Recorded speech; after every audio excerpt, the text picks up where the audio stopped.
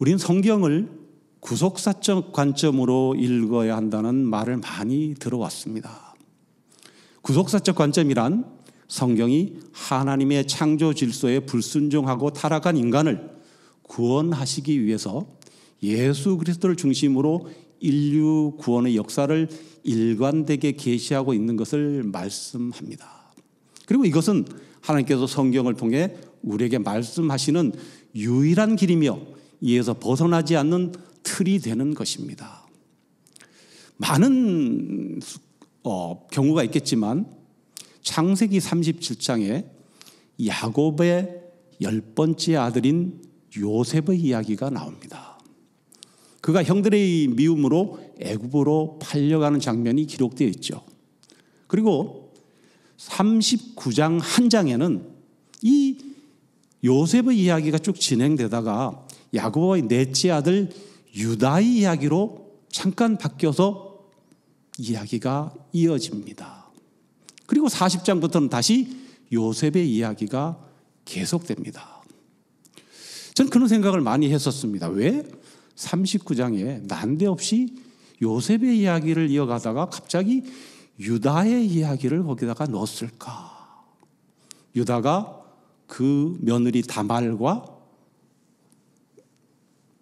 동침하여서 쌍둥이 아들을 낳게 되는 이야기죠. 편집의 오류일까? 혹은 실수일까? 구속사적 관점으로 이 부분을 이해하지 않으면 어떤 풀리지 않은 문제가 되는 것이죠. 제가 깨달은 것은 그렇습니다. 요셉이 형들의 식으로 애굽에 팔려갈 때 나이가 17살입니다. 그리고 애굽에서 요셉은 30살에 총리가 됩니다.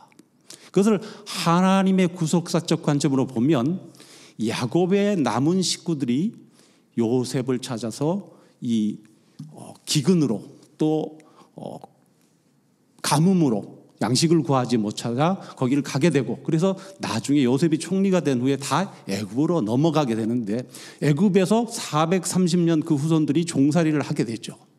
근데 예수님이 오신 족보는 유다의 후손으로 오신다는 겁니다. 요셉이 애굽으로 팔려갈 때의 시즌쯤에 유다의 이야기가 나와야 되는 것입니다. 유다는 아들이 있었는데 그 아들들이 다 죽었습니다. 그래서 유다의 후손을 이어서 예수님이 오실 그 후손은 누구인가? 다말이라는 며느리를 통해서 유다의 후손 두 사람이 거기서 출생하게 되는데 그 후손으로 예수님이 오시는 과정을 언급하지 않을 수가 없는 것입니다. 이것이 어떤 구속사적 관점으로 봐야만 이것을 해결할 수 있는, 풀릴 수 있는 문제로 저는 생각했습니다. 여러분 다르게 생각할지 모르지만 오늘 살펴볼 요한복음 3장은 구약 성경을 통해서 이어져 내려온 그 구속사적 관점이 성취되는 말씀이며 바로 그 중심이 우리가 잘 알고 암송하는 요한복음 3장 16절입니다. 하나님이 세상을 이처럼 사랑하사 독생자를 주셨으니 이는 그를 믿는 자마다 멸망치 않고 영생을 얻게 하려 하심이니라. 구약의 모든 역사들이 이 요한복음 3장 16절로 함축되어 가는 것이죠. 함축되어 완성되는 것입니다. 예수 그리스도가 구약과 유대교를 완성하여 종말의 구원을 가져왔다는 것은 모세의 시내산 율법의 유대교로는 구원을 얻을 수 없다는 것, 그리고 예수 그리스도에 의해서만 또 그의 은혜로만 구원이 가능함을 의미합니다.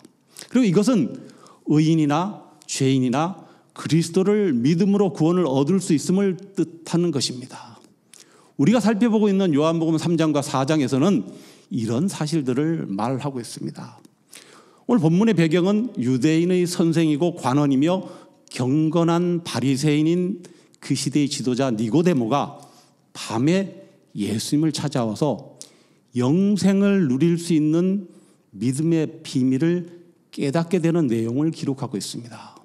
서두에서 언급했듯이 모세의 시내산 언약율법을 기초로 한 정통 유대교의 지도자이고 산헤드린 공회원이며 그들이 의인으로 여기는 니고데모나 3장 다음에 4장에 나오는 요한복음 4장에 기록된 수가성 우물가에서 예수님을 만난 또 유대인들이 상종하기를 꺼리는, 또 사마리아인들 중에서는 천대받고 지적 수준이 높아 보이지 않는, 남편이 5이 있었고 지금 사는 남자도 내 남편이 아니라고 한 그 여인이나 모두 예수 그리스도를 통해서만 영생을 얻을 수 있다는 것을 요한복음은 말하고 있습니다. 오늘 본문 말씀은 그런데, 헬라어 대라는 등이 접속사로 시작됩니다. 3장 1절에 그런데 바리새인 중에 니고데모라 하는 사람이 있으니 유대인의 지도자라. 이것은 요한복음 3장이 지난 시간에 살펴본 요한복음 2장의 후반부 내용과 연결선상에 있음을 의미합니다. 지난번에 살펴봤지만 6월절 성전 정화 사건 이후에 예수께서는 그를 따르는 유대인들의 믿음을 말씀하셨습니다. 요한복음은 당시의 유대교에 대한 문제의식에 기반한 복음서입니다. 유대교는 유대인들이 생각한 것처럼 예루살렘 성전을 중심으로 하는 종교입니다. 하나님 나라에 들어가는 구원을 받는 길일 수 없음을 말합니다. 오직 예수 그리스도만이 구원의 길임을 요한복음은 주장합니다. 요한복음 2장 23절에 25절에 6월절에 예수께서 예루살렘에 계시니 많은 사람이 그의 행하시는 표적을 보고 그의 이름을 믿었으나 예수는 그의 몸을 그들에게 의탁하지 아니하셨으니 이는 친히 모든 사람을 아시며 또 사람에 대하여 누구의 증언도 받으실 필요가 없었으니 이는 그가 친히 사람의 속에 있는 것을 아셨음이니라. 6월절 명절을 예루살렘에서 보낸 주님이 예루살렘에 계시는 동안 많은 사람들이 주님이 행하시는 표적을 보고 주의 이름을 믿었다고 우리는 살펴봤습니다. 그러나 주님은 그들에게 자신의 몸을 의탁하지 않으시고 그들을 믿지도 않으셨습니다. 이것은 주님께서 사람의 속에 있는 것을 아시기 때문이라고 성경은 말합니다. 유대인들이 대부분이 주님이 행하시는 기적이나 이적을 보고 믿었다는 것입니다. 예수가 자신들을 로마의 압제에서 구원해 줄 메시아로 그들은 여겼습니다.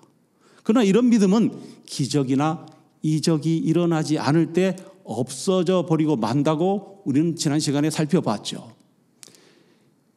예수께서는 지금은 표적을 보고 주님을 믿지만 얼마 지나지 않아서 저들이 자신을 십자가에 못 박으라고 부르짖는 자들로 변해버릴 것을 알고 계셨다고도 살펴봤습니다. 이런 조건부의 믿음이나 기적을 체험한 믿음은 어려운 환경 앞에서 주저앉아 버리고 마는 것이라고 말씀드렸습니다. 그런데 유대교의 최고봉이라고 할 수 있는 니고데모, 이 니고데모가 예수님의 이적을 보고 밤에 예수님을 찾아온 것입니다. 예수께서 이스라엘의 선생 니고데모에게 주신 말씀을 통해서 구원, 영생, 이것이 무엇인지 이 시간 살펴보도록 하겠습니다. 첫째로 밤에 찾아온 유대교의 최고봉 니고데모입니다. 니고데모라는 이름은 백성 중에서 승리하는 이라는 뜻입니다. 그런데 니고데모는 공간복음서에서는 전혀 그의 이름이 겸명된 적이 없는 인물입니다. 마태, 마가, 누가복음에는 니고데모라는 이름이 거명된 적이 없습니다. 니고데모는 이 요한복음에만 3번 등장합니다. 요한복음 19장 39절에 그는 예수의 시체에 바르도록 몰약과 침향을 섞은 것 100근 정도를 선뜻 내놓은 부유한 사람이었습니다. 그리고 그는 엄격한 유대교를 신봉하는 종파인 바리새파 사람이었습니다. 바리새인들은 아브라함의 후손이며 육적 선민이라는 자부심으로 당연히 자신들은 영생을 누릴 수 있다고 믿고 있었습니다. 또한 그는 유대인의 관원이었습니다. 여기서 관원이란 산헤드린 공회의 회원을 가리키는데 산헤드린은 그 당시 유대인의 최고 종교회의 기관이었습니다. 니고데모가 그러한 사회적 고위층에 속해 있으면서도 친히 예수님을 방문한 사실은 이 당시의 유대인들 중에서도 예수님의 행하시는 표적을 인정하는 양심을 가진 사람들이 있었다는 것이고 니고데모도 그 중에 한 명이었습니다. 아울러 그는 조상들의 율법에 정통하여서 모든 백성들로부터 존경받는 율법 교사였습니다. 니고데모는 유대인의 지도자였지만 예수님을 대적하지 않았습니다. 이런 니고데모가 예수님의 행하신 표적을 보고 찾아와 하나님이 보내신 선지자라고 고백을 하는데 그때가 바로 밤이었다고 성경은 말합니다. 밤. 우리가 알아야 될 것은 요한복음에는 한 단어가 암시하는 뜻이나 상황이 2개 이상을 갖는 그런 경우가 많은데 이것을 이중의미 기법이라고 합니다. 니고데모가 밤에 예수님을 찾아온 것은 다른 사람들의 이목이 두려웠고 자신의 신분으로 떳떳이 낮에 주님을 찾아오기가 거북스러운 상황이었다는 것, 또 유대교의 최고봉이라 할 수 있는 그가 아직은 무지의 어둠의 사람임을 뜻한다는 것입니다. 그리고 이것은 그가 밤의 암흑에서 빛이신 예수께로 나오는 것을 의미합니다. 즉 그는 예수님의 가르침과 표적에 깊은 감동을 받았지만 동료들의 눈치를 보며 밤이라는 은밀한 시간을 선택했던 것입니다. 이는 니고데모의 영적 갈증과 정체성의 어떤 혼란을 상징하는 것이기도 합니다. 반면에 요한복음 13장에는 이와 반대 표현이 나오죠. 빛이신 예수님과 함께 있던 예수님의 제자 가룟 유다가 예수님을 배반하러 나가는데 요한은 13장 30절에서 유다가 그 조각을 받고 곧 나가니 밤이러라 라고 유다가 빛에서 암흑 속으로 들어감을 표현하고 있습니다.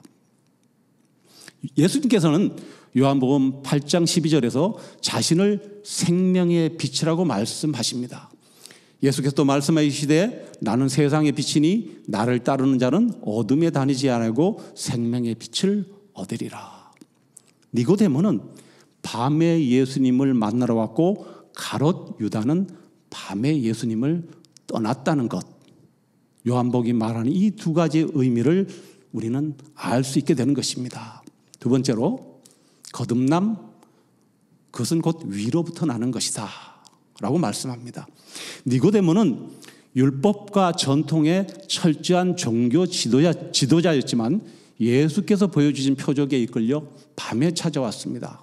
3장 1절에 그가 밤에 예수께 와서 이르되 랍비여 우리가 당신은 하나님께로부터 오신 선생인 줄 아나이다. 하나님이 함께 하시지 아니하시면 당신이 행하시는 이 표적을 아무도 할 수 없음이니이다. 오늘 살고 있는 우리 현대인들의 이 상황 역시 니고데모와 크게 다르지 않은 것 같습니다. 그것은 어떤 외적인 성공과 종교적 지식이 있더라도 영적인 공허함을 느끼는 이들이 많다는 것이며 니고데모처럼 진리를 찾는 사람들에게 예수님은 근본적인 변화를 요구하시고 말씀하십니다.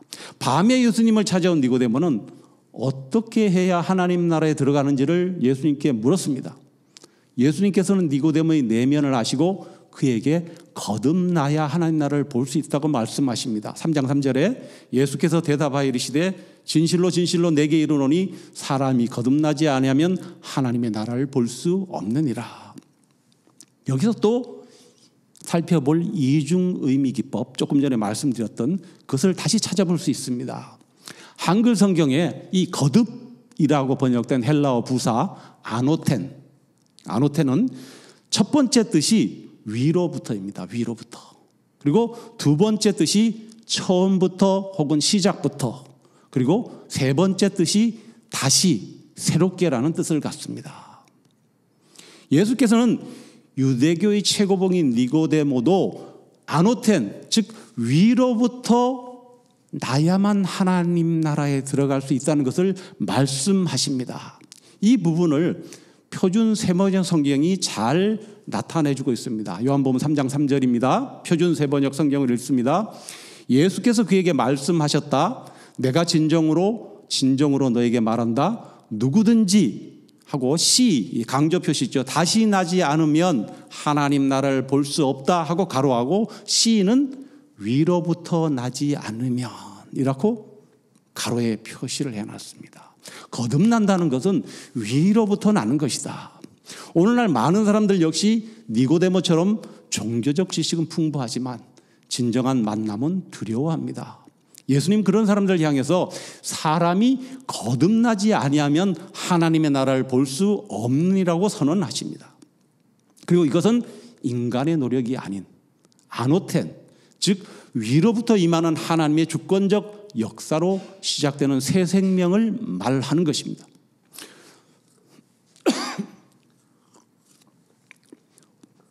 우리의 신앙 역시 지식과 어떤 규칙에 머물러 있지는 않는지, 하나님께서 주시는 위로부터 임하는 근본적인 변화를 소망하고 있는지를 우리는 살펴보아야 하는 것입니다.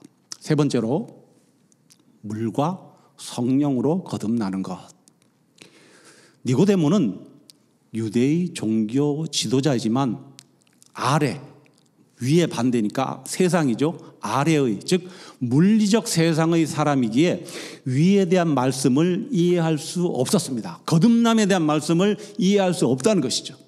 이로 인해서 그는 예수님의 대답을 물리적인 뜻, 다시 태어나는 것으로 이해하고 오해의 질문을 하게 되죠. 3장 4절에 니고데모가 이르되 사람이 늙으면 어떻게 날 수 있사옵나이까? 두 번째 모태에 들어갔다가 날 수 있사옵나이까?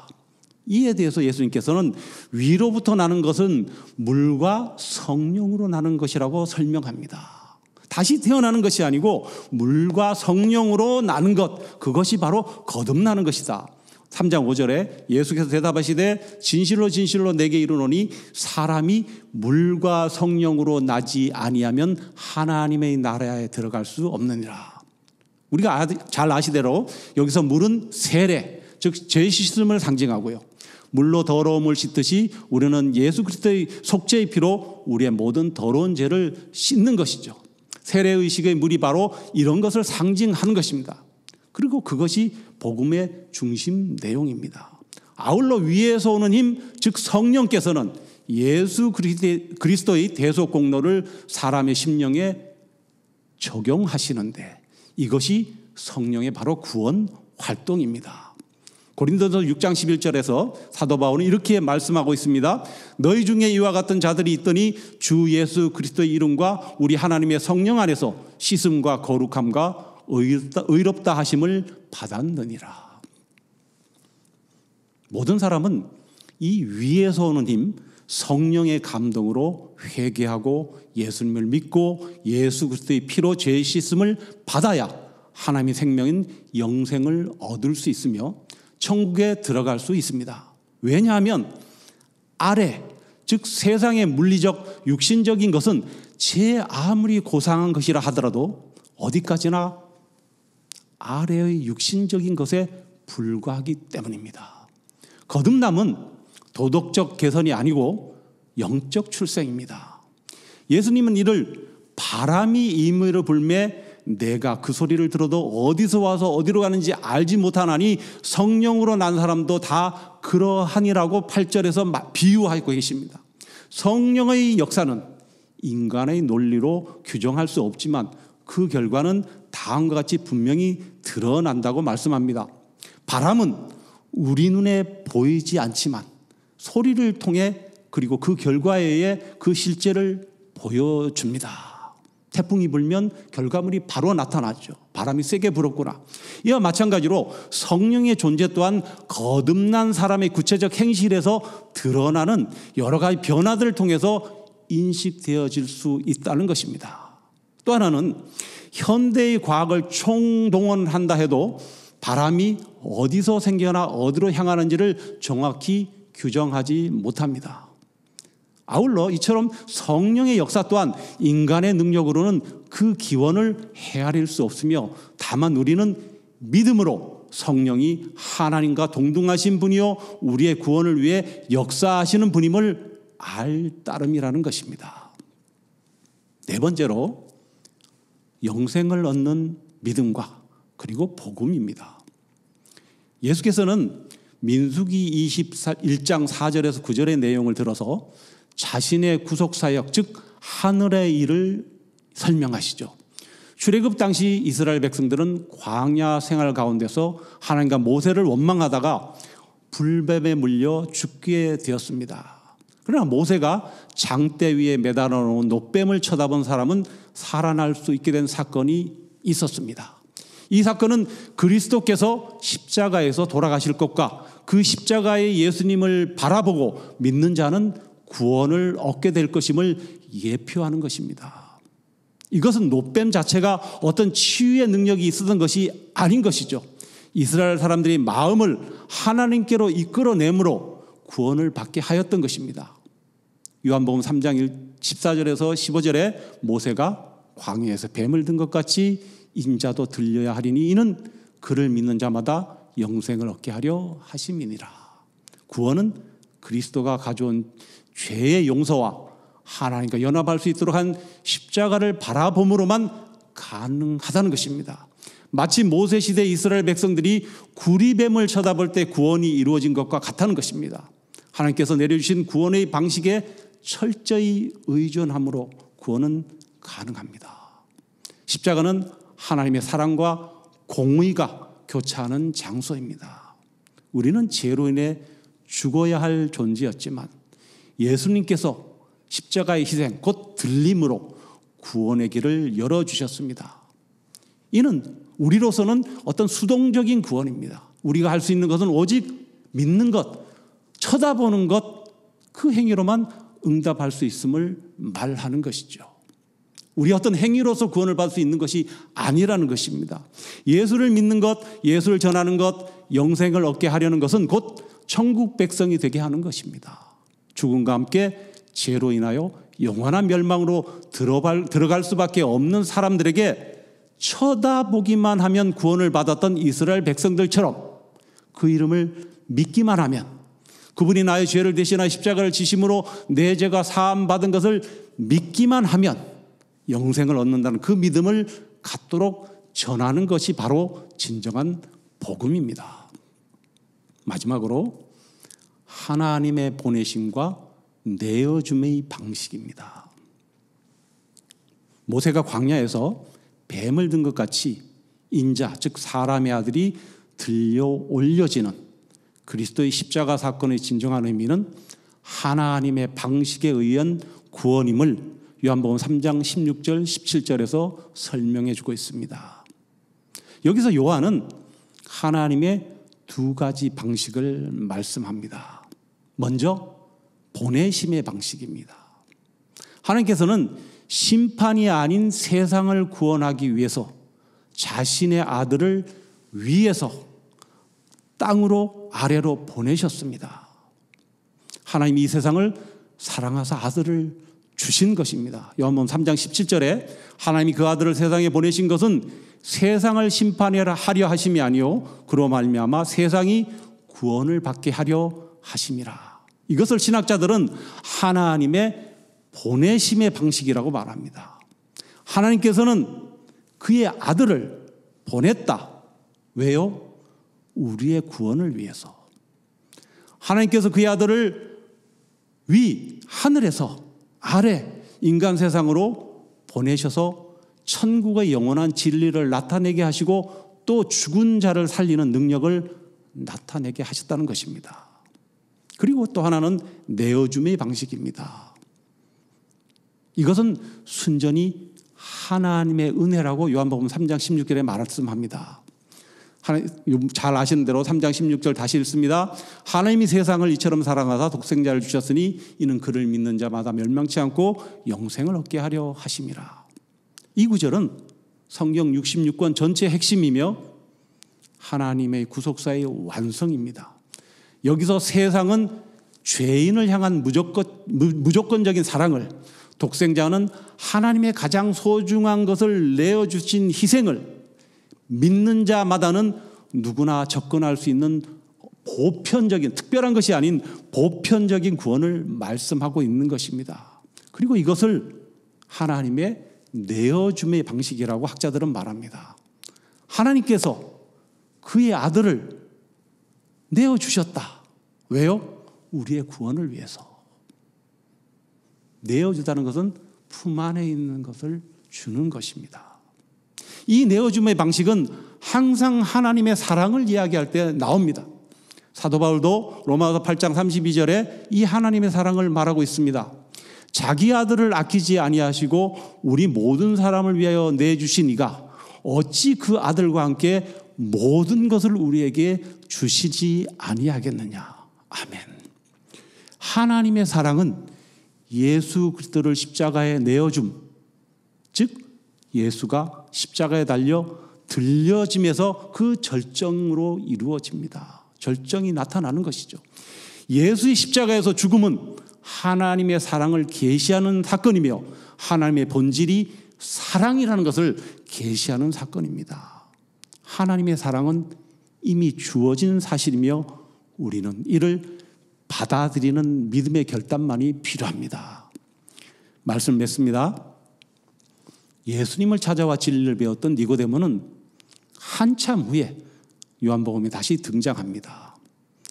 예수를 잡아오라고 아랫사람들을 보낸 제사장들과 바리새인들은 아랫사람들이 잡아올 이유가 없다며 그냥 돌아오자 못마땅해 했습니다. 이때 니고데모는 대제사장들과 바리새인들에게 예수님의 편에서 변호를 하는 내용이 요한복음 7장 50절에서 51절에 기록되어 있습니다. 그 중에 한 사람 곧 전에 예수께 왔던 니고데모가 그들에게 말하되 우리 율법은 사람의 말을 듣고 그 행한 것을 알기 전에 심판하느냐. 니고데모는 율법상 당사자의 이야기를 들어보고 확인을 해보지도 않은 채 들리는 이야기들만으로 그 사람에 대해 판결 내릴 수 있느냐는 것입니다. 니고데모에 대한 그 후에 자세한 기록은 없지만 이 내용을 유추해 볼 때 그는 예수님을 만난 후에 자신의 육적인 믿음이 거듭남의 믿음으로 변화되었음을 알 수 있습니다. 또한 니고데모는 예수님의 장례를 위해서 몰약과 침향 섞은 것을 100리트라 정도 가져왔다고 요한복음 19장 39절에 말하고 있습니다. 일찍이 예수께 밤에 찾아왔던 니고데모도 몰약과 침향 섞은 것을 100리트라 그쯤 가지고 온지라. 당시 일반 서민이 죽어서 장례 지낼 때는 몰약과 침향을 1리트라를 사용한다고 합니다. 1리트라. 근데 왕의 장례에는 이 100리트라를 사용했다고 합니다. 무엇을 뜻합니까? 니고데모는 예수님을 참된 왕으로 모시고 왕의 장례를 치렀다는 것입니다. 그의 마음 중심에서 예수님을 왕으로 인정했다는 것입니다. 그때 만났던 그 예수님을 말입니다. 그가 위에서 난 자 거듭난 하나님의 자녀가 되었음을 이 내용으로 알 수 있는 것입니다. 예수님의 죽음 앞에서 니고데모의 이런 반응이 참 귀하다고 생각됩니다. 처음에는 두려워하고 이해하지 못한 그의 모습이었지만 진지하게 하나님의 말씀과 예수님 앞에서 반응했을 때 예수님을 왕으로 인정하는 신앙을 갖게 되었습니다. 우리는 어떻습니까? 우리 역시 처음 신앙을 가질 때는 이해와 믿음이 부족했지만 점점 마음의 눈이 밝아지고 믿음도 성장하여서 니고데모처럼 담대히 반응하는 신앙의 성장이 있기를 원합니다. 또한 참 믿음은 결정적인 순간에 드러난다고 하는 것입니다. 우리 믿음 역시 행동으로 그 열매가 맺힐 수 있기를 바라는 것이죠. 특히 예수님이 십자가를 지신 이유가 나 때문이라고 사람들 앞에 고백할 수 있는 저와 여러분 되시기를 바랍니다. 니고데모처럼 예수님의 제자라는 사실을 드러내며 우리 모두에게 모두 예수님이 필요하다고 그분의 십자가를 자랑하고 증언하며 살아가는 저와 여러분 되시기를 간절히 소원합니다.